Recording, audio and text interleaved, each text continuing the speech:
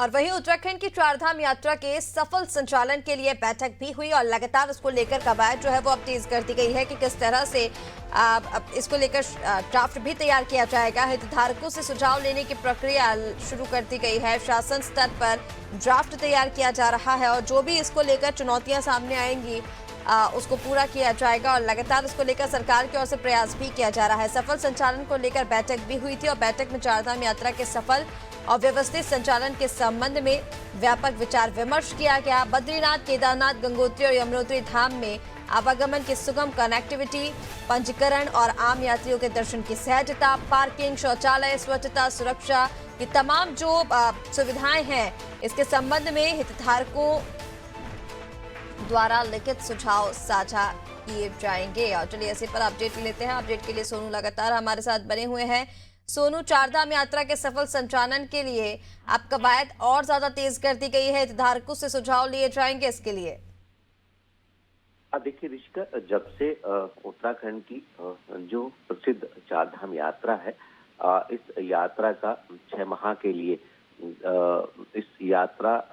का समापन किया गया, तब से ही सरकार के मुख्यमंत्री ने अधिकारियों को आने वाले यात्रा सीजन की तैयारी करने के दिशा निर्देश दिए और यहाँ तक कि मुख्यमंत्री ने समीक्षा बैठक की और साफ तौर पर कहा कि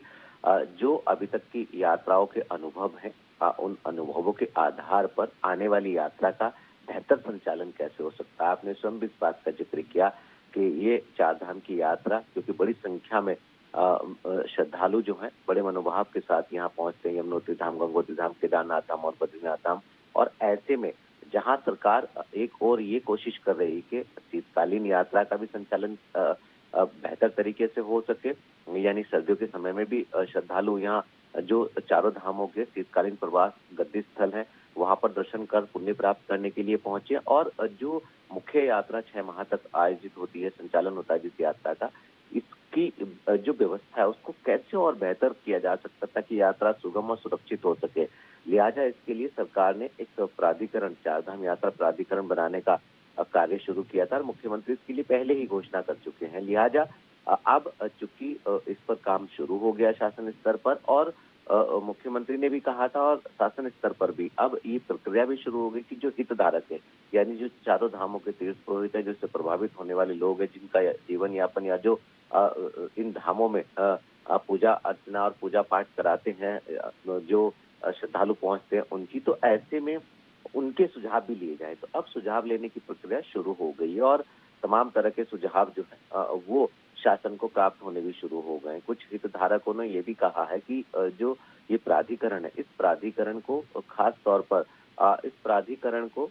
जो है वो यात्रा परिषद के रूप में बनाया जाए। तो ये अलग अलग सुझाव अब आएंगे और इन सुझावों पर मंथन होगा शासन स्तर पर। और जब ये सभी सुझाव चारों धामों से संबंधित हितधारकों के आ जाएंगे, जो पंचायत पुरोहित हैं, जो तीर्थ पुरोहित हैं, उनसे संबंधित जो संगठन है, उन सभी की जो समितियां हैं, जब सुझाव आ जाएंगे शासन स्तर पर इसका मंथन होगा। उसके बाद मुख्यमंत्री की अध्यक्षता में फिर से समीक्षा बैठक होगी और इसको फाइनल टच दिया जाएगा। तो शासन स्तर पर कवायद शुरू हो गई है और उम्मीद ये की जा रही है कि चारधाम यात्रा प्राधिकरण के रूप में हो या परिषद के रूप में जो एक व्यवस्थागत ढांचा है वो तैयार किया जा रहा है और फिर इसका नाम पूरी तरह से शासन स्तर पर फाइनल कर इसको अमली जामा पहनाया जाएगा। और आने वाले समय में और मौजूदा जो शीतकालीन यात्रा चल रही, इन दोनों ही यात्रा का संचालन बेहतर तरीके से हो सकेगा और जो इससे संबंधित हितधारक हैं उनका भी पूरा ख्याल इसमें रखा जाएगा। सोनू, देखिए तमाम चीजों का ख्याल इसमें रखा जाना है और किस तरह से सुगम इसको सुलभ बनाया जाए इस पूरी यात्रा को, जिस तरह से यात्रियों को आने में